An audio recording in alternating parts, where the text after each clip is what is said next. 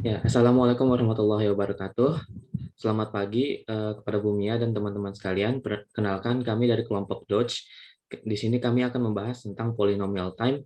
Tetapi sebelum itu kami akan memperkenalkan anggota dari kelompok kami terlebih dahulu. Nah, di kelompok kami terdiri dari anggota yaitu Abdul Malik Karim Amrullah, kemudian ada Akbar Abdirrahman, ada Fatan Malik Fabriansyah, dan saya sendiri adalah Muhammad Firdaus Fauzan. Ya, langsung saja kepada pembahasan materi. Di sini kami membahas tentang polynomial time. Nah, apa sih itu polynomial time? Yaitu suatu masalah atau algoritma yang dapat diselesaikan dalam waktu polinomial jika jumlah tahap yang diperlukan untuk menyelesaikan algoritmanya untuk jumlah input yang diberikan adalah sebesar batasnya big O n pangkat k, di mana k adalah integer positif dan n adalah jumlah input. Nah, umumnya masalah-masalah yang dapat diselesaikan dalam waktu polinomial ini dianggap mudah diselesaikan secara filosofis berdasarkan 3 argumen. Yang pertama, yaitu adalah masalah polinomial time pada prakteknya biasanya membutuhkan waktu penyelesaian yang lebih sedikit. Selain itu, biasanya juga setelah algoritma polynomial time untuk suatu masalah sudah ditemukan, maka algoritma yang lebih efisien juga akan ikut muncul. Kemudian, argumen kedua adalah masalah polynomial time pada suatu model mesin dapat diselesaikan juga dalam polynomial time pada model lain. Misalnya adalah masalah yang dapat diselesaikan pada mesin serial random access juga dapat diselesaikan pada mesin Turing. Kemudian, argumen yang ketiga adalah waktu penyelesaian dari gabungan dua masalah polynomial time adalah dalam polynomial time juga. Misalnya, jika output dari suatu masalah polynomial time dijadikan input dari masalah polynomial time lain, maka hasil pemecahan masalah dari masalah gabungan tersebut adalah dalam polynomial time juga. Lanjut. Ya, di sini kami telah memberikan ilustrasi berupa video. Ya, jadi di sini masalah-masalah polynomial time itu dapat diselesaikan dalam deterministic RAM dan non-deterministic RAM. Nah, tetapi untuk masalah polynomial time itu untuk semua masalah polynomial time dapat diselesaikan juga dalam masalah exponential time. Maksudnya karena polynomial time itu lebih cepat daripada exponential time sehingga bisa di cover gitu. Nah, pada polynomial time yang ini kan ada menggunakan deterministic RAM dan non-deterministic RAM. Untuk yang deterministic RAM kita dapat memberikan simbol T berdasarkan nama polynomial time-nya. Lalu kemudian untuk yang non-deterministic RAM kita dapat menambahkan simbol NP.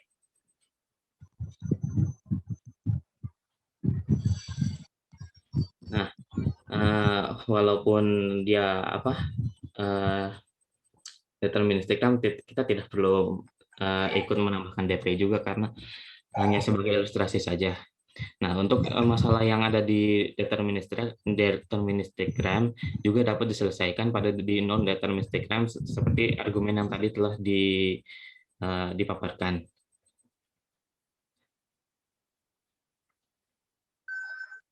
Nah, biasanya kalau masalah polynomial time ini mengcover masalah dan algoritma dasar seperti masalah yang dapat diselesaikan menggunakan algoritma dasar. Ya, lanjut saja. Baik, berikutnya tentang abstract problems. Jadi kita dapat mendefinisikan key ini sebagai sebuah binary pada sekumpulan I dari instan masalah dan sekumpulan S dari solusi permasalahannya. Misalkan sebuah instan ini untuk jalur terdekat adalah sebuah rangkap 3 yang terdiri dari 2 simpul. Dari simbol ini dapat kita ketahui bahwa sebuah solusi ini adalah suatu urutan simpul dalam graf yang bila mana terdapat sebuah urutan kosong itu menunjukkan bahwa tidak ada jalur terdekat di dalamnya. Nah, namun jalur terdekat itu sendiri merupakan relasi yang menghubungkan setiap instance dari sebuah graf dan dua buah simpul dengan jalur terpendek dalam grafik menghubungkan kedua simpul tersebut. Nah, dan karena jalur terpendek ini belum tentu unik, jadi sehingga terdapat kemungkinan bahwa ada lebih dari satu solusi untuk menyelesaikan masalah tersebut. Nah, jadi setelah menginisialisasikan hal tadi ke dalam simbol, jadi kita dapat melakukan perumusan masalah abstrak ini seperti yang dijelaskan pada teori NP-completeness yang membatasi perhatian pada permasalahan dari pengambilan keputusan, di mana pembatasan penyelesaian masalah ini mereka hanya memberikan solusi dengan jawaban ya atau tidak. Jadi dalam kasus ini kita dapat melihat permasalahan keputusan abstrak sebagai fungsi yang memetakan suatu instance ke dalam solusi set 0, 0 dan 1 dengan asumsi bahwa jalur I sama dengan 1 berarti ya dan jalur I sama dengan 0 berarti tidak. Nah, meskipun banyak dari permasalahan abstrak ini bukanlah tentang permasalahan keputusan, tetapi terdapat juga permasalahan pengoptimalan yang memerlukan value yang diminimalisasi ataupun dimaksimalisasi.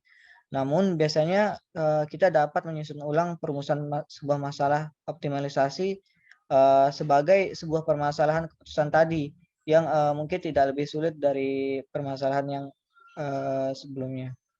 Selanjutnya adalah encoding. Untuk menyelesaikan masalah abstrak sebelumnya, maka wajib diubah terlebih dahulu agar program dapat memahami masalah dengan cara encoding. Jadi encoding ini merupakan objek abstrak yang direpresentasikan menjadi binary string. Objek abstrak ini dapat berupa polygon, graphs, function, ordered pair, atau program.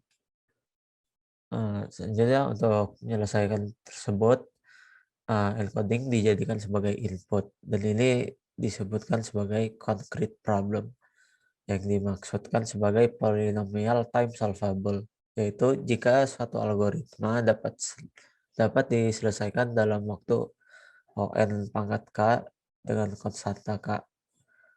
Setelah semuanya didefinisikan, maka kumpulan concrete decision problem yang termasuk dalam polynomial time solvable itu termasuk dalam complexity class P.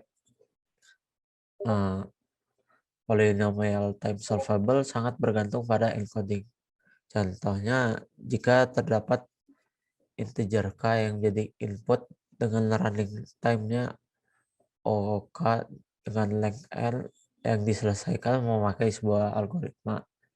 Jika integer k-nya itu dalam bentuk unary serta running time dari algoritma dengan length L, maka waktunya adalah polinomial. Namun jika length L-nya dia log k plus 1, maka running time-nya menjadi OK sama dengan O2 pangkat N, sehingga waktunya menjadi eksponensial. Oleh karena itu, tergantung dengan encoding algoritmanya dapat dijalankan secara polinomial atau superpolynomial time. Encoding suatu abstract problem akan mempengaruhi polynomial time beserta pemahamannya. Sehingga untuk memahami polynomial time-nya perlu ditentukan terlebih dahulu encoding yang akan dipakai. Umumnya encoding yang sangat mempengaruhi itu adalah unary, sehingga sering tidak dipakai. Sisa encoding yang tersedia sangat minim sekali perbedaan polynomial time dari penyelesaian masalah. Untuk memahaminya lebih lanjut, berikut adalah contohnya. Terdapat key yang dijadikan sebagai penyelesaian abstrak dengan instance setnya I, dan E1 dengan E2 merupakan encoding dari I yang polynomially related. Di sini polynomially related itu jika terdapat dua polynomial time yang dapat dihitung dan kedua kedua algoritmanya dapat menghasilkan hasil yang sama.